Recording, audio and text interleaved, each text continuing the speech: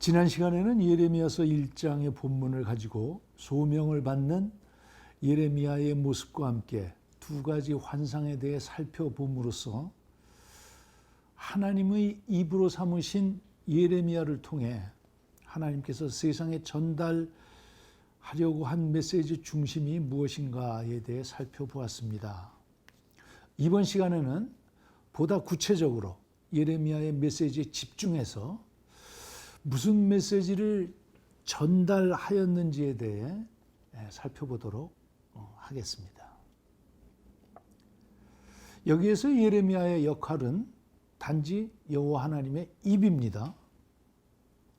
결국은 새 언약을 세우시기 위해 하나님께서는 기존의 세상을 뒤흔드십니다. 세상판을 완전히 뒤엎으시는 것입니다.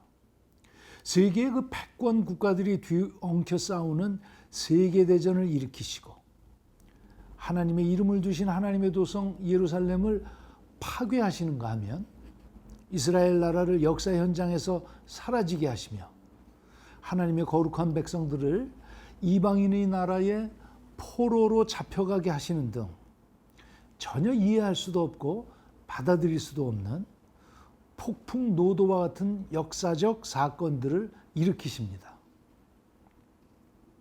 이러한 역사의 변화를 일으키시는 주체가 곧 여호와 하나님이시라는 것. 그래서 사건의 중요한 계기마다 여호와 하나님의 이름이 거론됩니다. 이방 나라의 왕들의 입에서까지도 여호와 하나님의 이름이 거론이 된다는 것입니다. 그러므로 연출자는 여호와 하나님이세요. 각본 또한 하나님의 계획에 따라 진행되므로 여호와 하나님이십니다. 여기서 주연이 바로 하나님의 입의 역할을 맡은 예레미야입니다. 조연으로는 예레미야의 조수 역할을 맡은 바룩이 등장하는가 하면 여호야김과 시드기야를 비롯한 역사의 현장에서 아주 호된 꼴을 당한 유다의 왕들, 또 유다의 거짓 선지자들, 그리고 무대 전면에 등장하게 되는 열방의 왕들이 조연으로 등장합니다. 이 거대한 역사의 드라마의 연출 의도는 그동안 하나님 나라를 지탱해왔던 신명기 역사관, 세계관을 그 세계관의 본질을 껍데기는 버리고 본질을 회복한다는 것이며 다윗의 영광을 찬란하게 드높인 예루살렘 성전의 시오니즘을 격파하는 것이고 하나님 백성인 이스라엘의 선민 사상을 파괴하는 것입니다. 이 파괴의 잿더미 속에서 하나님께서는 새 언약이라고 하는 한 송이 꽃을 피우시고자 하시는 것입니다. 이 드라마는 4개의 시퀀스를 중심으로 펼쳐집니다. 첫 번째의 역사적 사건은 BC 609년에 소위 제1차 갈그미스 대전이라고 불리는 무깃도 전투입니다. 무깃도. 여기에서 역사상 가장 훌륭한 남유다의 왕이라 하나님으로부터 칭찬을 듣던 개혁군주 요시야 왕이 허망하게 죽음을 맞이합니다. 그리고 예레미야는 급조로 세웠다가 이집트로 끌려간 여호야하스 왕이 애굽에서 죽음을 맞이할 것이라는 예언을 합니다. 하나님 나라의 왕이 타국에 끌려가 거기에서 죽음을 맞이한다는 것은 가뜩이나 요시야 왕의 죽음으로 하나님 존재 자체에 대해 심각한 의문을 제기했던 유대 백성들에게 하나님을 향해 등을 돌리게 만드는 결정적인 계기가 됩니다. 두 번째 장면은 소위 제2차 갈그미스 대전이라고 불리는 갈그미스 전쟁입니다. BC 605년에 일어난 갈그미스 전쟁을 말합니다. 마침내 이 세계대전에서 신흥 강국인 바벨론의 전쟁 영웅 느부갓네살 왕이 등극하여 아시리아와 애굽 연합군을 격퇴함으로써 세상의 지배자가 됩니다. 갈그미스 전쟁은 세계 역사를 뒤바꾸어 놓는 아주 중요한 의미를 갖고 있습니다. 이 전투로 아수르는 역사에서 영원히 사라졌으며 애굽은 약소국가로 전락해버렸습니다. 그러나 그 유대 왕 여호야김은 정세를 파악하지 못하고 바벨론을 배반했습니다. 친애굽파의 말만 듣고 애굽이 자기들을 도와줄 것이라 믿었던 것이죠. 그러나 바벨론의 연합군대가 즉각 공격을 해와 다니엘을 비롯한 수많은 귀족들을 포로로 잡아가 버렸는데 이것이 BC 605년의 1차 포로 사건입니다.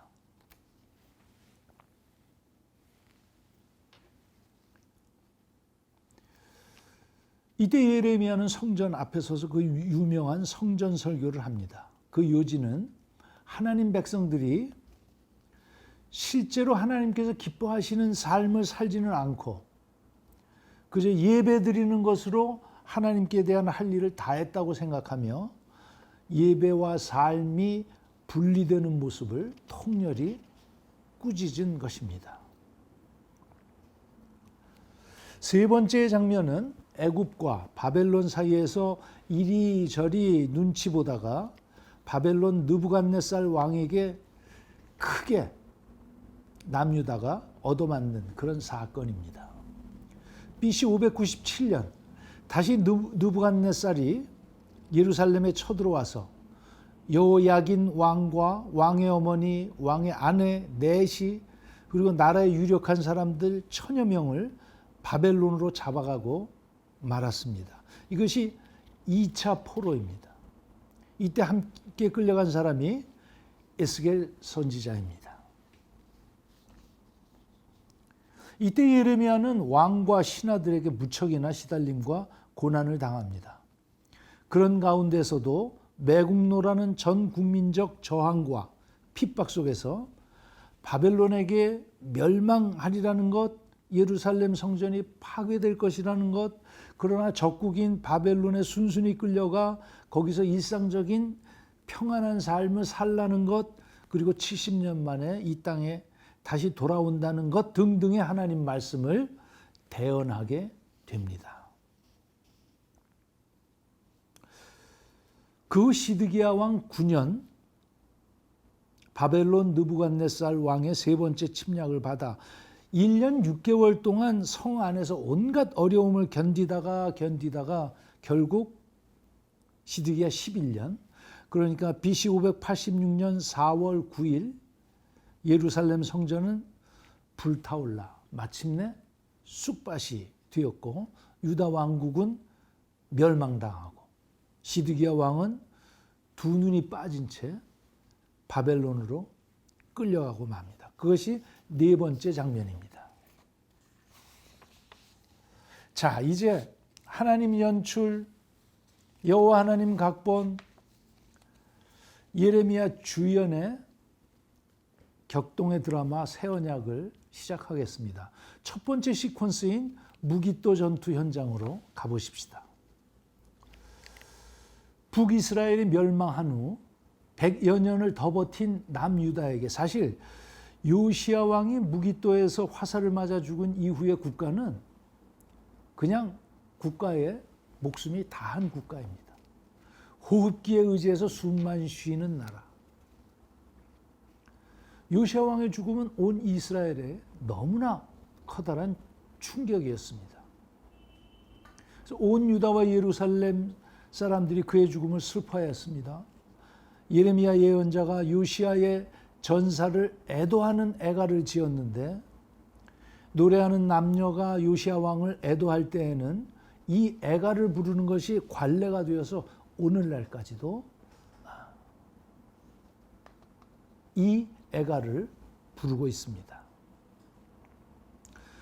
이 사건은 아직까지 진행해 오던 하나님 나라의 질서를 뒤흔드시겠다고 하시는 하나님께서 이제 본격적으로 행동으로 나서신 것을 보여줍니다.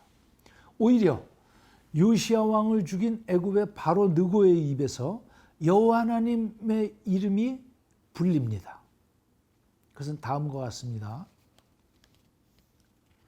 애굽의 바로 느고가 아수르 왕을 도와서 바벨론에 대항하고자 하여 유프라테스 강으로 올라갈 때 요시야 왕이 무기또에서 그를 막아 세워요. 애굽 바로 느고가 요시야에게 사신을 보내 이르되 유다 왕이여, 내가 그대와 무슨 관계가 있느냐? 내가 오늘 그대를 치려는 것이 아니요 나와 더불어 싸우는 족속을 치려는 것이다. 여호와 하나님이 나에게 명령하사 속히 하라 하셨은즉 하나님이 나와 함께 계시니 그대는 하나님을 거스르지 말라. 그대를 멸하실까 하노라. 이게 외국 나라의 왕 입에서 나오는 말입니다. 오히려 하나님께서 그렇게 끔찍이 사랑하시는 요시야 왕이 하나님을 대적해서 막아섰다는 거예요. 요시야가 몸을 돌이켜 떠나기를 싫어하고 그냥 계속 싸우겠다는 겁니다. 오히려 변장하고 그와 싸우고자 하여 여호와 하나님 입에서 나온 느고의 말을 듣지 아니하고 싸우다가 화살에 맞아 죽고 맙니다.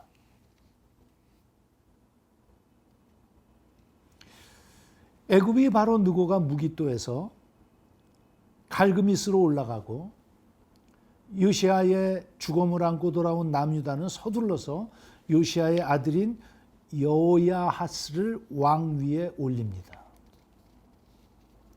그러나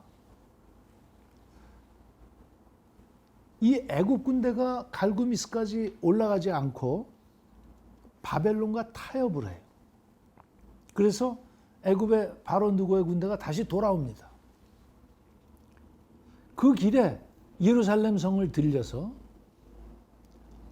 유다가 직전에 임명한 왕을 자신들의 허락 없이 앉혔다고 해서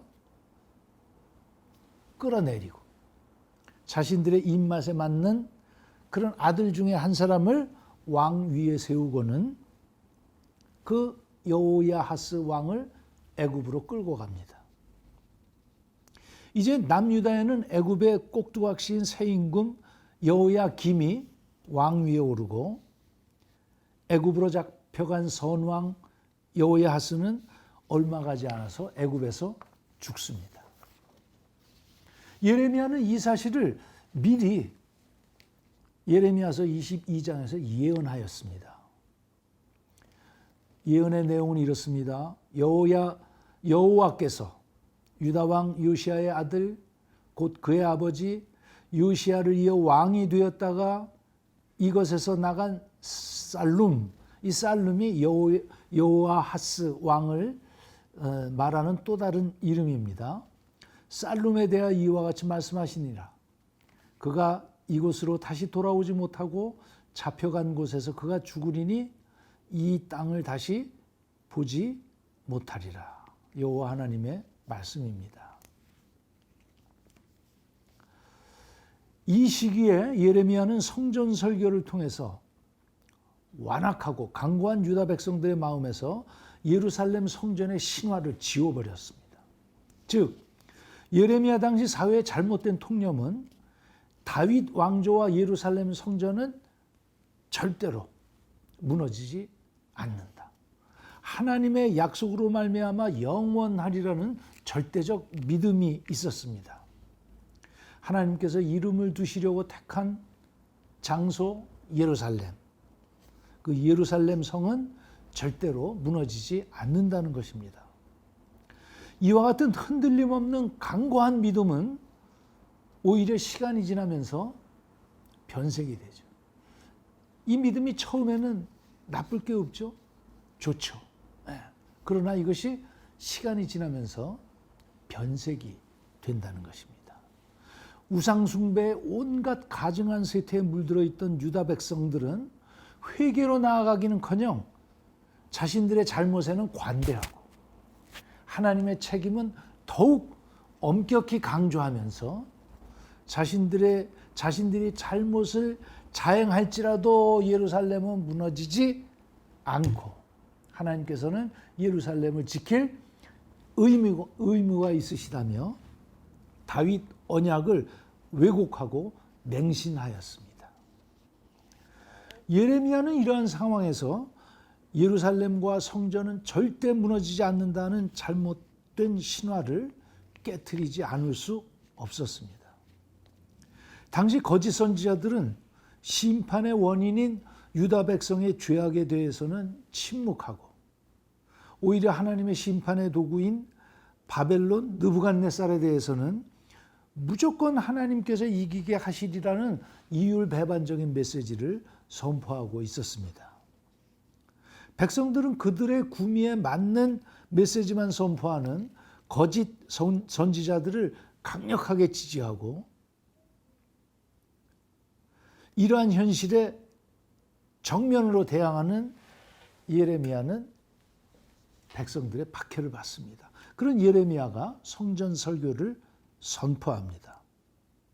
예레미야는 성전 설교, 그것이 예레미야 7장에 나와 있습니다. 성전 설교를 통해 너희들의 형제인 북이스라엘이 우상숭배의 죄를 지음으로 말미암아 여호와 하나님께서 실로 성소를 파괴한 것 같이 너희도 우상숭배의 죄를 범하면 예외 없이 예루살렘 성전도 멸망시킬 것이라는 사실을 강하게 선포합니다. 자, 이것이 609년 무기또 전투의 즈음에서 일어난 사건, 그 사건 속에서 하나님의 말씀을 세상에 전한 그 예레미야의 그 예언들입니다. 두 번째입니다. 두 번째 시퀀스는 세계전쟁사에도 빠지지 않고 등장하는 갈그미스 전쟁으로 날아갑니다. 1차 갈그미스 전쟁에서 승패를 결정지지 못한 아시리아와 애굽의 연합군과 적 바벨론은 BC 605년에 정면으로 맞붙어서 마침내 바벨론이 승리합니다. 아시리아와 애굽 군대를 바벨론의 느부갓네살 2세가 전멸시켜버립니다. 바벨론은 여기에서 멈추지 않고 애굽을 격퇴하기 위해 유다까지 내려와서 예루살렘 성을 침공하였습니다. 이때가 여호야김 왕의 치세 4년째 되던 해였습니다.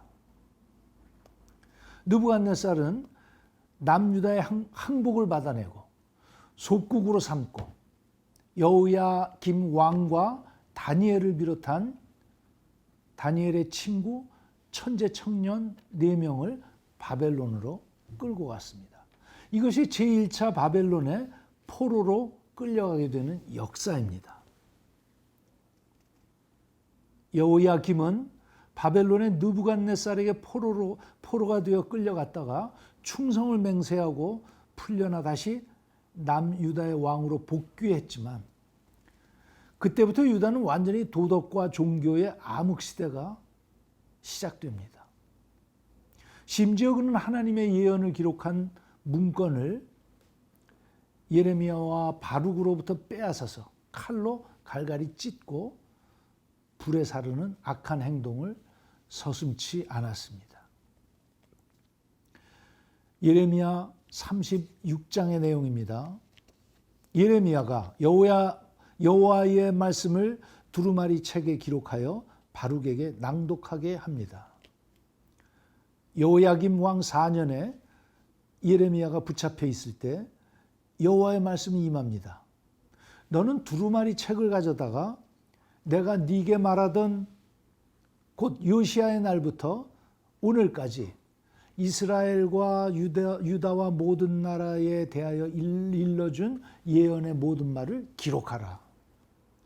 이에 예레미야가 네리야의 아들 바룩을 불러서 나는 붙잡혔으므로 여호와의 집에 들어갈 수 없으니 너는 들어가서 내가 말한 대로 두루마리에 기록한 여호와의 말씀을 금식일에 여호와의 성전에 있는 백성의 귀에 낭독하고 유다 모든 성읍에서 온 자들의 귀에도 낭독하라.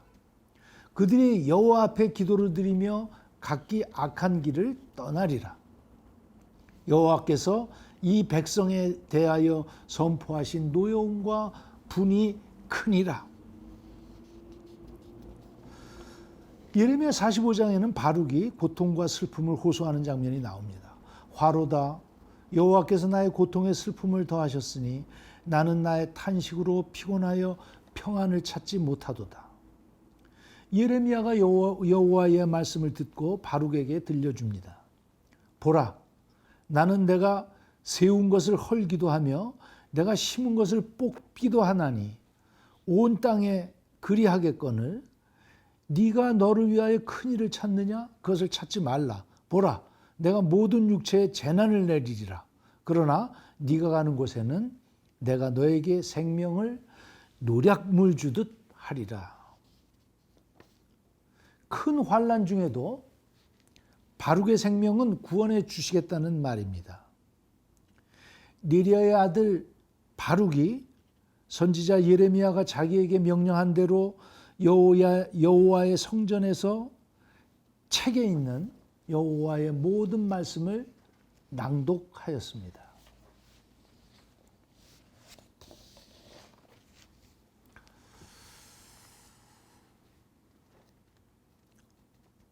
예레미야 33장에는 여호야김 왕이 두루마리를 불태우는 기사가 나옵니다. 여호야김 왕 5년 9월 예루살렘 모든 백성과 유다 성읍들에서 예루살렘에 이른 모든 백성이 여호와 앞에서 금식을 선포합니다. 바룩이 여호와의 성전 윗뜰 사반의 아들 서기관 그마랴의 방에서 그 책에 기록된 예레미야의 말을 모든 백성에게 낭독하였습니다. 이때까지 왕이나 고관들은 예레미야의 두루마리에 쓰여진 말을 듣지 못하였습니다. 사반의 손자 그마랴의 아들 미가야가 그 말을 듣고 왕궁의 서기관의 방에 들어가 보고하였습니다. 그들이 두루마리를 서기관 엘리사마의 방에 두고 뜰에 들어가 왕께 나아가서 이 모든 말을 왕에게 아뢰었습니다. 여호야김 왕이 여후디를 보내어 두루마리를 가져오게 하여 왕과 왕의 곁에 선 모든 고관의 귀에 낭독하게 하였습니다. 여후디가 서너 쪽을 낭독하면 왕이 면도칼로 그것을 연하여 베어 화롯불에 던져 두루마리를 모두 태워버렸습니다. 예레미야가 어찌하여 바벨론의 왕이 반드시 와서 이 땅을 멸하고 사람과 짐승을 이 땅에서 없어지게 하리라 하는 말을 이 두루마리에 기록하였느냐? 엘라단과 들라야와 그마랴가 함께 두루마리를 불사르지 말도록 아뢰어도 왕이 듣지 아니하였습니다. 왕이 사람을 보내 서기관 바룩과 선지자 예레미야를 잡으려 하였으나 여호와께서 그들을 숨기셨습니다. 그러자 예레미야는 말씀을 다시 씁니다. 예레미야 36장 27절로 32절 말씀입니다. 여호야김 왕이 두루마리를 불사르자 여호와께서 예레미야로 하여금 모든 말씀을 다시 쓰게 하였습니다. 여호와께서 여호야김 왕에 대하여 이르기를 그에게 다윗의 왕위에 앉을 자가 없게 될 것이요 그의 시체는 버림을 당하여 낮에는 더위 밤에는 추위를 당하리라. 또 내가 그와 그의 자손과 신하들을 그들의 죄악으로 말미암아 벌할 것이라. 내가 일찍이 그들과 예루살렘 주민과 유다 사람에게 그 모든 재난을 내리리라 선포하였으나 그들이 듣지 아니하였느니라. 예레미야가 다른 두루마리를 가져다가 바룩에게 주매 그가 여호야김 왕이 불사른 책의 모든 말을 예레미야가 전하는 대로 기록하고 그 외에도 그 같은 말을 많이 더하였습니다. 자, 여기까지 두 번째 시퀀스의 내용입니다. 다음 세 번째 시퀀스로 진행을 해보죠. 자, 기억을 하십시오. 첫 번째 609년 BC 609년 무기또의 전투에서 요시야 왕이 죽은 그 시점에서의 그 예언 활동. 두 번째는 BC 605년 갈그미스 전투, 2차 갈그미스 전투라고 하지만 그 전투가 본격적인 갈그미스 전투입니다. 그 갈그미스 전투 때 바벨론의 첫 번째 포로가 이제 끌려가요. 그런 사건이 벌어지죠. 자, 이제 세 번째 시퀀스입니다. 세 번째 시퀀스는 바벨론의 3차 침공으로서 느부갓네살이 쳐들어올 때 여호야긴 왕은 순순히 항복함으로 예루살렘 성전에서 대규모의 약탈이 이루어지고 만여 명의 남유다 고급 인력이 포로로 끌려가게 됩니다. 이것이 이름하여 제2차 바벨론 포수 사건입니다. 애굽과 바벨론 사이에서 줄타기를 하던 여호야김 왕은 두 번째로 바벨론의 침공을 불러오고 그런 와중에 결국 여호야김 왕은 죽습니다. 그 뒤를 이어 여호야긴 왕이 왕위에 오르는데 그때 곧바로 바벨론의 3차 침공을 맞습니다. BC 597년에 일어난 사건입니다. 느부갓네살이 여호와 전에 모든 보물과 왕궁 보물을 집어내었으며 또 이스라엘 왕 솔로몬이 만든 것, 곧 여호와의 전에 금기명을 다 회파하였습니다. 그리고 여호야긴 왕과 왕의 모친과 왕의 아내들과 내시와 나라의 권세 있는 자들이 포로로 끌려갔습니다. 이때 용사 7,000명을 포함하여 방백과 백성 총 10,000명이 그리고 공장장, 대장장이들 1,000명이 끌려갔습니다. 그들은 모두 강장하여 싸움에 능한 자였습니다. 반란의 구심점이 될 소지가 있는 최고 지도자들을 모두 끌고 감으로써 빈천한 자 외에는 예루살렘의 남유다 땅에 남아있는 자가 없도록 하여 남유다를 철저히 무력화시킨 것입니다. 이때 함께 끌려간 사람이 에스겔 선지자입니다. 첫 번째로 바벨론 포로로 끌려갈 때 누가 끌려갔죠? 다니엘이 끌려갔죠. 두 번째 포로로 끌려갈 때 바로 에스겔 선지자가 끌려갑니다. 이때는 아주 대규모로 끌려간 것을 볼 수 있습니다. 한편 느부갓네살은 포로로 잡아간 여호야긴 대신에 그의 삼촌이자 요시야의 셋째 아들인 mat단이아를 시드기야로 계명하고 남유다의 제20대 왕으로 앉혔습니다. 그 시드기야 왕이 마지막 왕입니다. 이때 예레미야는 나라가 바벨론에게 망할 것이라는 예언을 거듭 되풀이했습니다. 당시 남유다의 시드기야는 바벨론과 애굽 사이에서 중심을 잡지 못하고 갈팡질팡하고 있었습니다. 그러나 전통적 우호국인 애굽에 매달려 바벨론으로부터의 공격을 막자는 의견이 대다수였습니다. 그런 의견에는 거짓 선지자들이 주도했습니다. 그러므로 시드기야의 10년 넘는 치세 기간 동안 예레미야는 거짓 선지자들과의 갈등으로 거의 대부분의 시간을 감옥에서 보냈습니다. 예레미야는 여러 차례 시드기야 왕 앞에 나아가 여호와 하나님의 말씀을 전합니다. 그러나 그는 목을 곧게 하고 마음을 완악하게 하여 여호와 하나님 앞으로 돌아오지 않았습니다. 그런 그의 모습을 따라 제사장들의 우두머리들과 백성들도 크게 범죄하여 이방 모든 가증한 일을 따라서 여호와의 성전을 더럽혔으므로 여호와 하나님께서 예루살렘과 유다의 진노하심이 그들을 그 앞에서 쫓아내실 때까지 계속되었습니다.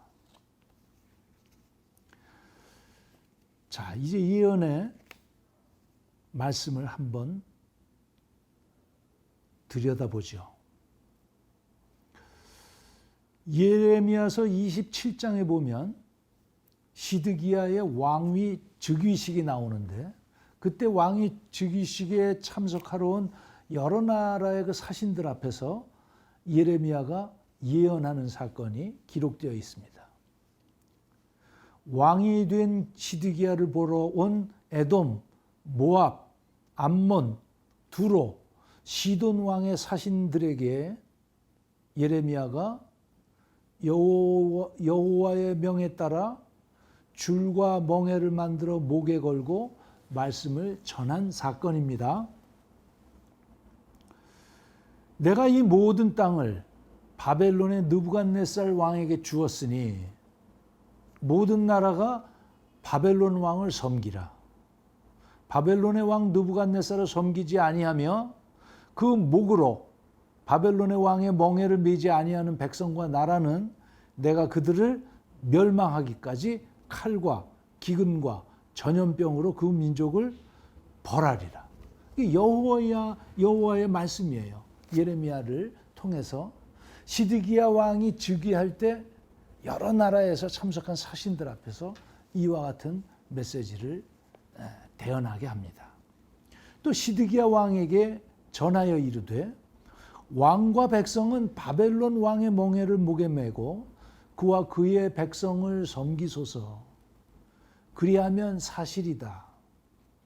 어찌하여 당신과 당신의 백성이 여호와께서 바벨론의 왕을 섬기지 아니하는 나라에 대해서 하신 말씀과 같이 칼과 기근과 전염병에 죽으려 하나이까?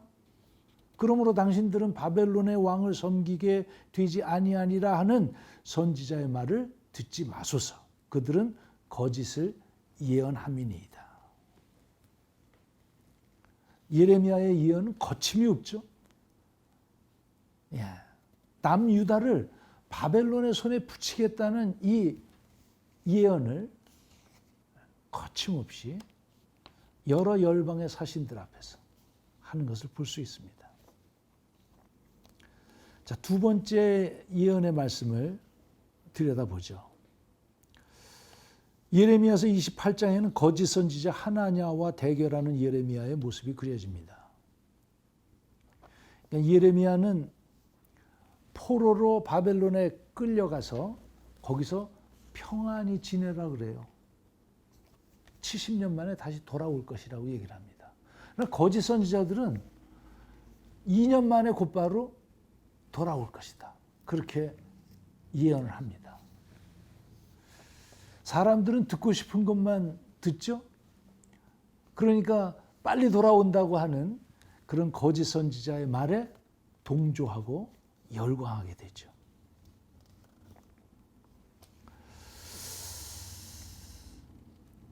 하나냐는 바로 그 대표적인 그 거짓 선지자가 이제 하나냐인데, 그 하나냐가 2년 안에 돌아올 것이라고 말합니다. 그러면서 예레미야를 공격하고 예레미야의 목에 있는 멍에를 꺾어버립니다. 그래서 예레미야가 맥없이 돌아서서 자기의 갈 길을 갑니다. 그러자 하나님께서 예레미야에게 그때 말씀을 주세요. 그래서 예레미야가 다시 돌아와서 하나니야에게 직전에 임한 하나님의 말씀을 전합니다. 너는 여호와 하나님께 패역한 말을 한 까닭에 금년에 죽으리라. 과연 선지자 하나냐가 그의 7째 달에 죽었습니다.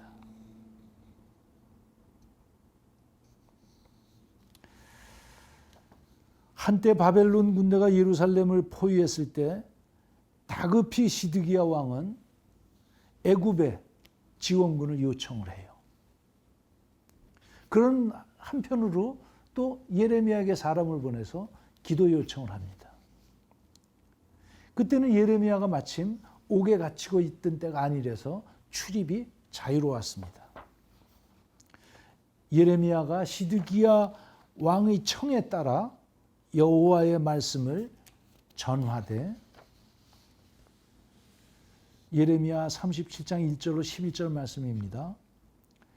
너희를 도우려고 나왔던 바로의 군대는 자기 땅 애굽으로 돌아가겠고 갈대아인이 다시 와서 이 성을 쳐서 빼앗아 불사르리라. 너희는 스스로 속여 말하기를 갈대아인이 반드시 우리를 떠나리라 하지 말라. 그들이 떠나지 아니하리라. 가령 너희가 너희를 치는 갈대아인의 온 군대를 쳐서 그 중에 부상자만 남긴다 할지라도 그들이 각기 장막에서 일어나 이 성을 불사르리라. 그런데 공교롭게도 예루살렘을 포위한 바벨론 군대가 애굽 바로의 군대가 나왔다는 소문을 듣고 예루살렘에서 철수합니다. 바벨론 군대가 포위를 풀고 예루살렘에서 물러났을 때 예레미야는 예루살렘 성에서 나와서 베냐민 땅에 그 백성 가운데 분깃을 받으려고 그 성문을 나왔어요. 그래서 베냐민 문에 이른즉 그 베냐민 문지기의 우두머리 이리야가 예레미야를 붙잡습니다. 갈대아인에게 항복하러 가는 줄 알아요. 네가 갈대아인에 항복하러 가는도다. 예레미야가 항상 갈대아인에게 항복하면 살리라 예언했으므로 갈대아 군대가 포위를 풀고 떠나자 그도 같이 바벨론으로 가려 하는 것으로 오해했던 것입니다. 여기서 갈대아라고 하는 것은 바벨론을 말하죠. 그러자 예레미야가 말합니다. 아니다. 나는 갈대아인에게 항복하려 하지 않노라. 예레미야가 아무리 얘기해도 이리야는 듣지 않고 그를 붙잡아 고관들에게 끌고 갔습니다. 고관들이 성을 내며 예레미야를 때리고 서기관 요나단의 집에 가두었습니다. 서기관 요나단의 집은 그냥 집이 아니라 감옥으로 사용하고 있는 집이었습니다. 예레미야가 뚜껑 씌운 웅덩이에 들어간 지 여러 날이 지났습니다. 시드기야 왕이 사람을 보내 그를 이끌어내고 왕궁에서 비밀히 물었습니다. 여호와께서 받은 말씀이 있느냐? 여호와께 받은 말씀이 있느냐? 예레미야가 대답했습니다. 있나이다. 무엇이냐? 왕이 바벨론 왕의 손에 넘겨지리이다. 예레미야가 또 일렀습니다. 내가 왕에게나 왕의 신하에게나 이 백성에게 무슨 죄를 범하였기에 나를 옥에 가두었나이까? 바벨론의 왕이 와서 왕과 이 땅을 치지 않으리라고 예언한 왕의 선지자들이 이제 어디 있나이까? 내 주 왕이여, 이제 청하건대 내게 들으시며 나의 탄원을 받으사 나를 서기관 요나단의 집으로 돌려보내지 마옵소서. 내가 거기에서 죽을까 두려워하나이다. 이게 지금 예레미야가 시드기야 왕에게 탄원하는 그런 내용입니다. 이 지금 그 요나단의 집의 감옥이라고 하는 데는 굉장히 아주 힘들고 열악한 구덩이 속에 아주 힘든 환경이에요. 그래서 거기서 계속 있으면 예레미야가 죽겠는 거예요. 그러니까 시드기야 왕에게 이렇게 탄원합니다. 거기서 꺼내달라. 서기관 요나단의 집은 감옥 중에서도 아주 힘들기로 악명이 높은 고된 감옥이었습니다. 거기서 오죽하면 예레미야는 왕을 만나 제발 나를 그곳에서 빼내달라고 간청을 하겠습니까? 그렇게 시드기야 치하에서 대부분의 시간을 예레미야는 이 감옥 저 감옥을 전전하며 지하나 웅덩이 같은 곳에서 보내게 되고, 대신 바룩이 예레미야의 말씀을 붙잡고 예레미야의 활동을 도왔습니다.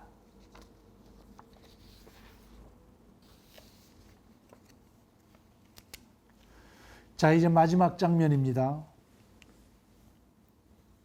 시드기야 왕 9년 열째 달부터 바벨론의 느부갓네살 왕이 예루살렘 성을 완전히 포위하고 그때서부터 11년까지 공성전을 펼쳐요.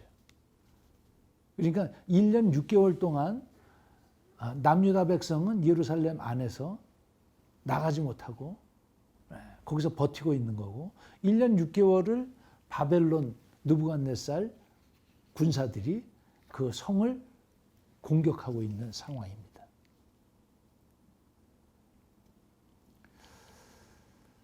그러다가 11년, 그러니까 시드기야 왕 11년 넷째 달 9일 성중에 기근이 심하여 그 땅 백성의 양식이 떨어지고 성이 마침내 함락되었습니다. 남유다는 1년 6개월을 성 안에서 버티다 결국 예루살렘 성이 무너진 것입니다. 바벨론의 공격으로 성벽이 파괴되자 시드기야 왕과 모든 군사가 밤중에 두 성벽 사이 왕의 동산 견문길로 빠져나가서 아라바 쪽 포위를 뚫고 도망하였습니다. 갈대아 군대가 추격해서 시드기야 왕을 여리고 평지까지 따라잡아 사로잡았습니다. 왕이 잡히자 이스라엘 군대는 뿔뿔이 흩어졌습니다. 갈대아 군대가 시드기야 왕을 사로잡아 하마 땅 림나에 있는 느부갓네살 왕에게 끌려가 왕을 심문하였습니다. 그들이 시드기야의 아들들을 그의 눈앞에서 죽이고 유다의 모든 귀족들을 죽였다. 시드기야의 두 눈을 빼고 놋사슬로 결박하여 바벨론으로 끌고 갔다. 느부갓네살은 시드기야 왕을 죽는 날까지 바벨론 옥에 가두었다. 그 예레미야서 52장의 내용입니다. 하나님이 갈대아 왕의 손에 그들을 다 넘기심에 그들이 성전에서 청년 남녀와 노인과 병약한 사람을 긍휼히 여기지 않고 다 죽였습니다.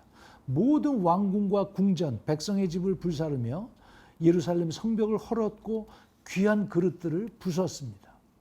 사령관 느부사라단이 성중에 남아있는 백성과 자기에게 항복한 자와 그 외에 남은 백성을 잡아 바벨론으로 옮겼으며 아무 소유가 없는 빈민을 유다 땅에 남겨두고 포도원과 밭을 그들에게 주었습니다.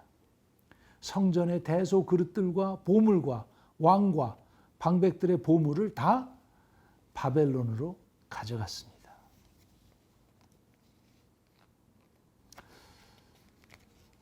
그때 이 예언의 말씀 하나를 소개합니다. 바벨론의 느부갓네살 왕이 사령관 느부사라단에게 명하였습니다.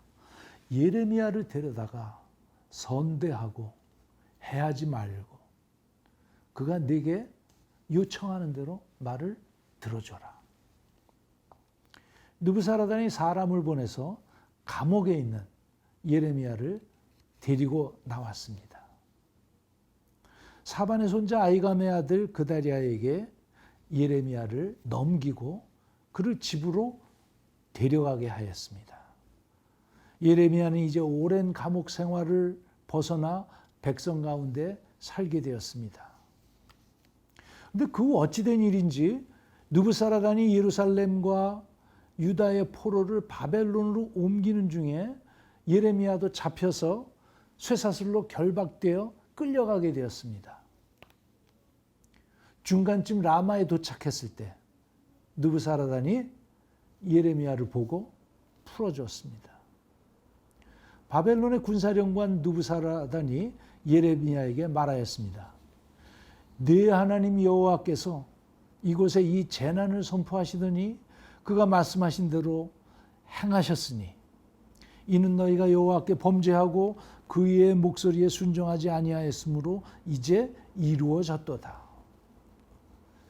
이것도 바벨론의 군사령관이 이렇게 여호와 하나님의 이름을 말하면서 하나님의 역사하심을 이렇게 증거하고 있는 것을 우리가 볼 수 있습니다. 바벨론 왕과 그의 군대가 예루살렘 성을 함락하고 파멸한 것이 여호와의 뜻이라는 겁니다. 바벨론의 갈대아인은 하나님을 믿었겠습니까? 하나님을 믿지 않았으나 하나님의 말씀을 들은 거죠. 그리고 주장한 겁니다. 하나님께서 나에게 이렇게 말했다. 그리고 덧붙였습니다. 예레미야에게 내가 오늘 너를 풀어주노니 만일 네가 나와 함께 바벨론으로 가는 것을 좋게 여기거든 가자. 내가 너를 선대하리라. 만일 나와 함께 바벨론으로 가는 것을 좋지 않게 여기거든 그만둬라. 온 땅이 네 앞에 있으니 네가 가고 싶은데 마음대로 가라. 예레미야가 이곳에 남기로 하고 길을 돌이키려 할 때 사령관 느부사라단이 또 말했습니다. 바벨론 왕께서 유다 성읍들을 맡아 다스리도록 세운 사반의 아들 아이감의 아들 그다랴에게로 돌아가서 그와 함께 백성 가운데 살거나 혹은 네가 옳게 여기는 곳으로 네가 가고 싶은 곳으로 가서 사시라. 예레미야는 선물 얼마간의 양식과 선물까지 받아서 돌아갑니다. 그래서 그다랴에게 가서 그 땅에 남아있는 백성들과 함께 삽니다.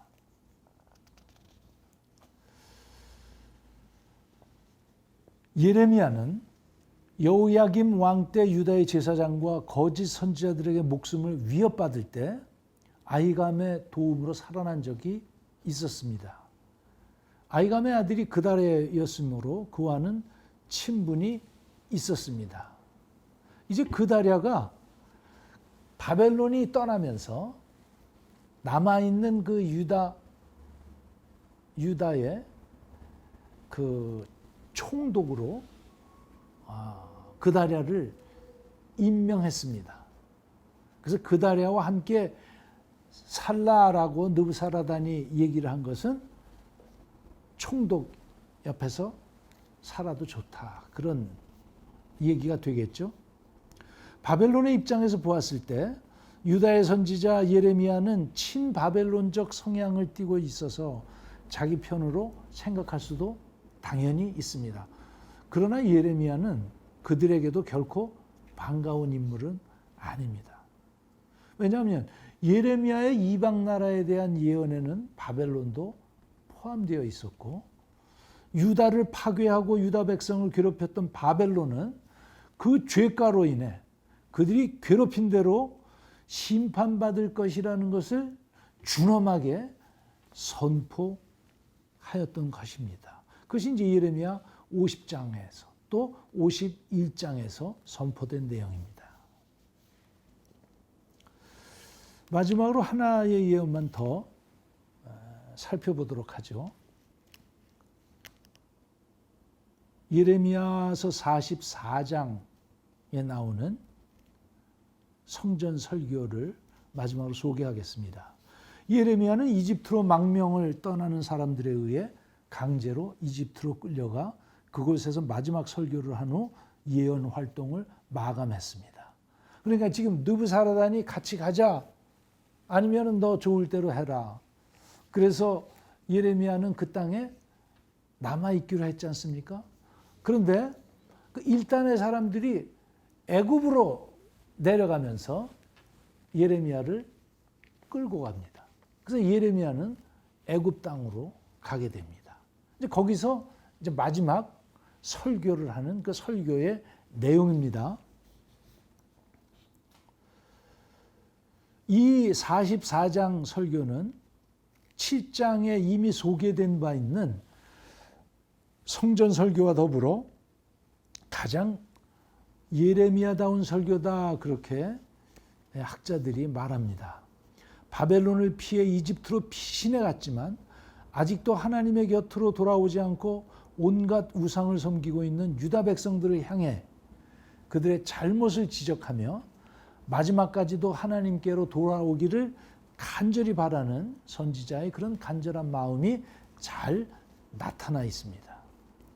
이제 선지자는 이집트에 거주하고 있는 유다 공동체를 향하여 하나님의 준엄한 심판을 선언하고 있습니다. 그들은 자신들이 바벨론의 침략을 피해 이집트로 망명 와서 안전하리라고 생각하고 있을지 모르지만 하나님은 심판의 손을 이집트까지 뻗쳐서 회개치 않은 그들을 반드시 멸하실 것임을 선언하고 계십니다. 하나님께서는 이집트도 결코 안전지대가 아니라고 말씀하시면서 예루살렘을 전쟁과 기근과 연병으로 멸하신 것처럼 이집트 땅에도 똑같은 벌을 내리셔서 남녀노소 신분 고아를 막론하고 모두 죽임을 당할 것이라고 선언합니다. 우상 숭배를 하면 죽임을 당한다. 다시 말해 그들이 살기 위해 이집트로 애굽으로 피신하였는지는 모르지만 우상 숭배라는 그들의 이전의 삶의 행태를 계속 버리지 않고 거듭한다면 그들이 애굽에 살던 어디 살던 땅끝까지라도 찾아가서 하나님께서 예외 없이 예루살렘이 당한 멸망의 심판을 당하게 할 것이라고 선언하고 있습니다. 그러나 이러한 아주 준엄한 예레미야의 예언에도 유다 공동체의 반응은 예상대로 매우 싸늘합니다. 그들은 예레미야의 선포를 거부했습니다. 우리는 예레미야 44장에 나타나는 그의 마지막 설교를 통해 다음과 같은 교훈을 얻을 수 있습니다. 우선 우리는 시작과 마지막이 일치하는 선지자의 치열한 삶을 통해 큰 교훈을 얻을 수 있습니다. 이집트 거주, 애굽의 거주 유다 공동체는 예레미야의 선포에 예루살렘서부터 반감을 가지고 있던 사람들로 그를 강제로 애굽으로 망명시킨 장본인들입니다. 예레미야는 그들에게 그들이 섬기고 있던 하늘의 여신을 버리고 여호와 하나님께로 돌아오라는 선포를 할 경우에 목숨을 위협받는 큰 반발이 있을 것을 알고 있었지만 이를 두려워하지 않고 늘 그랬듯이 그들을 향해 무서운 하나님의 심판의 말씀을 오롯이 선포하였습니다. 이 말씀 이후에 예레미야의 선포가 더 이상 나타나지 않아요. 그래서 예레미야의 신변에 이 말씀으로 인해서 이상이 생기지 않았나. 혹시 이 말씀으로 인해서 이 말씀 선포로 인해서 그 이후에 예레미야가 죽게 되지 않았나. 그런 궁금증을 자아내게 합니다. 근데 분명한 것은 예레미야에게 분명한 것은 그가 백성이 원하지 않는 하나님의 말씀을 끝까지 담대하게 선포했다는 것입니다. 그 유약한, 섬세한 그런 약한 성정을 가지고 있는 그 예레미야가 40년의 그 예언 활동을 처음부터 끝까지 하나의 타협 없이 심판의 말씀을 선포했다는 것입니다. 이집트 거주, 그러니까 애굽 거주 유다 백성들은 하늘의 여신에게 분향하며 전제를 드리는 우상 숭배를 자행하면서도 그것이 자신들에게 풍요를 가져다 주기 때문에 자기들은 그 일을 계속 한다고 주장합니다. 우상 숭배를 끝까지 버리지 않고 계속 하는 거죠. 하지만 하나님께서는 예레미야를 통해 그들을 결코 포기하지 않으심을 보이며 그들이 돌아오기를 바라는 간절한 사랑을 임박한 무서운 심판의 도래를 통해 표현하고 계십니다. 이 예레미야의 마지막 설교인 예레미야서 44장은 평생 외롭게 하나님의 말씀을 지키며 살아온 위대한 선지자가 40여 년의 기간 동안 회절하지 아니하고 오롯이 하나님의 말씀과 함께한 아름다운 마무리의 귀한 말씀이라 할 수 있습니다.